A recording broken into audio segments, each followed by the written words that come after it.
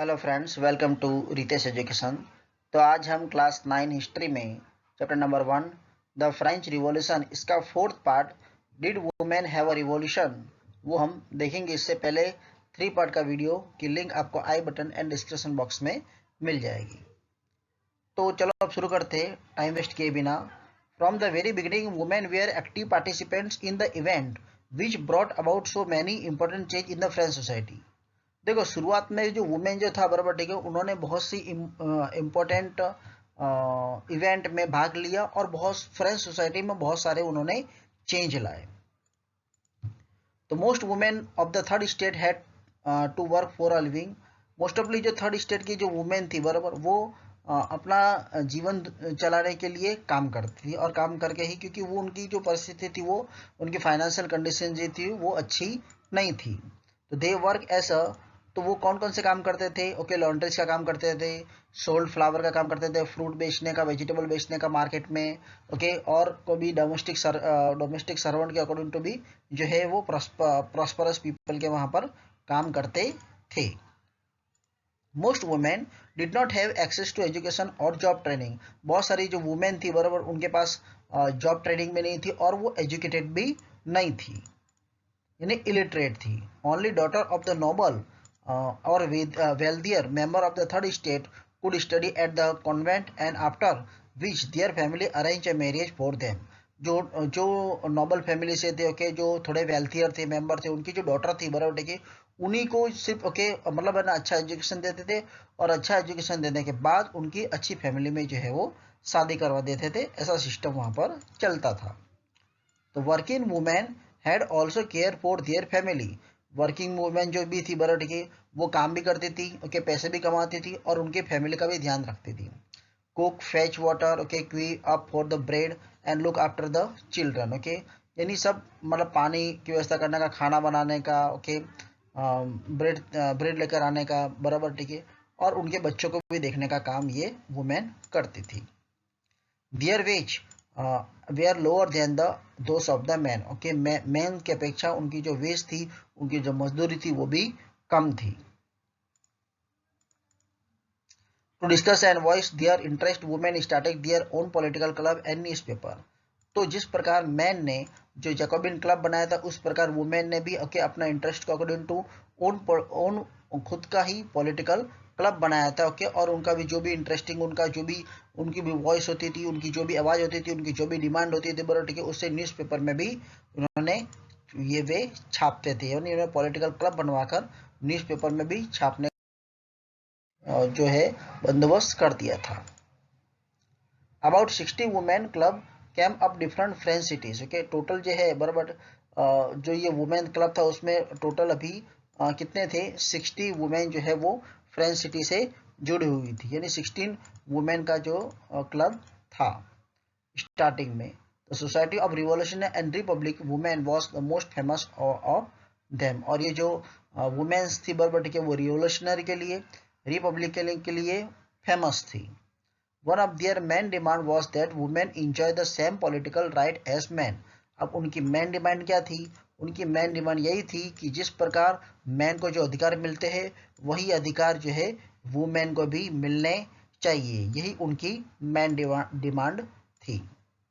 Women were disappointed that the Constitution of the 1791 reduced them to passive citizen. Okay, और women को constitution जो 1791 में बना था, ओके, जो लुई 16 ने जो कॉन्स्टिट्यूशन एक्सेप्ट किया था, उसके बाद जो कॉन्स्टिट्यूशन बना था, उसमें वो वुमेन को क्या कर दिया था? डिसअपॉइंटेड कर दिया था बराबर, ठीक है, और उसे पेसिव सिटीजन में गिना था। हमने देखा था पेसिव सिटीजन मतलब क्या होता है। पेसिव सिटीजन मतलब जो पीजेंट लोग होते हैं, और मोस्ट ऑफली जो ऑल वुमेन आ गई, ओके, जो गरीब है, ओके, जो जिसकी कंडीशन अच्छी नहीं है फाइनेंशियल, ओके, वो सब पैसिव सिटीजन में आते हैं, जिनको वोट करने का अधिकार नहीं था। They demand the right to vote and to be elected to the assembly and hold political office. उनकी डिमांड क्या थी? उनकी डिमांड थी बराबर, ठीक है, उन्हें वोट करने का अधिकार मिले, असेंबली में उनका इलेक्ट हो और उनके पॉलिटिकल ऑफिस में होल्ड हो। ये उनकी मेन डिमांड थी। तो आप ये देख सकते हो, ये पिक्चर आपको ये जो टेक्स्ट बुक में दिया गया है, Persian women on their way to the Versailles में जा रही है। This print is the one of the many patriotic representative of the event 5 October 1789 की है, when women marched to Versailles and brought the king back to with the Paris में लेकर आए थे बराबर, ठीक है, वो उसका उस समय का ये फोटो है। The revolutionary government and women. The revolutionary government did introduce law that help improve the lives of the women. Revolutionary government आई उसके बाद जो है वुमेन की लाइफ में जो है इम्प्रूवमेंट आ गया था। तो इन्होंने क्या क्या सुधार किए थे? तो together with the creation of state school, schooling was made compulsory for all girls. और रिवॉल्यूशनरी गवर्नमेंट ने क्या कर दिया था? स्कूल जो है स्कूल का क्रिएशन किया था और सभी गर्ल्स के लिए स्कूल जो है वो कंपलसरी कर दिया था, ताकि गर्ल्स भी जो है वो एजुकेशन ऑब्टेन करे। Their father could no longer force them into marriage against their will. उस प्रकार ये भी लो ला लिया था कि उनके जो फादर है उनको मैरिज के लिए उनकी इच्छा के खिलाफ के विरुद्ध उनकी शादी नहीं करवा सकते थे, ये भी लो लाया था गवर्नमेंट ने। Marriage was made in to the contract enter in to freely and register under the civil law. ये जो मैरिज सिस्टम था वो एकदम कॉन्ट्रैक्ट सिस्टम बन गया था, फ्रीली रीति से, यानी कि वुमेन जो है वो अपनी मर्जी से किसी से भी शादी कर सकती थी और डिवोर्स भी दे सकती। ये एक सिविल लॉ हो गया था, उसको रजिस्टर की मंजूरी मिल गई थी। तो divorce was made legal and could be apply for the both man and women के लिए अप्लाई कर दिया था। Women could now train for job and could artist and run small business. अब वुमेन जो है वो जॉब के लिए भी ट्रेन हो गई थी और वो स्मॉल बिजनेस भी रन करना शुरू कर दिया था। तो इस प्रकार के जो है इम्प्रूवमेंट वुमेन में आए थे रिवॉल्यूशन का अकॉर्डिंग टू।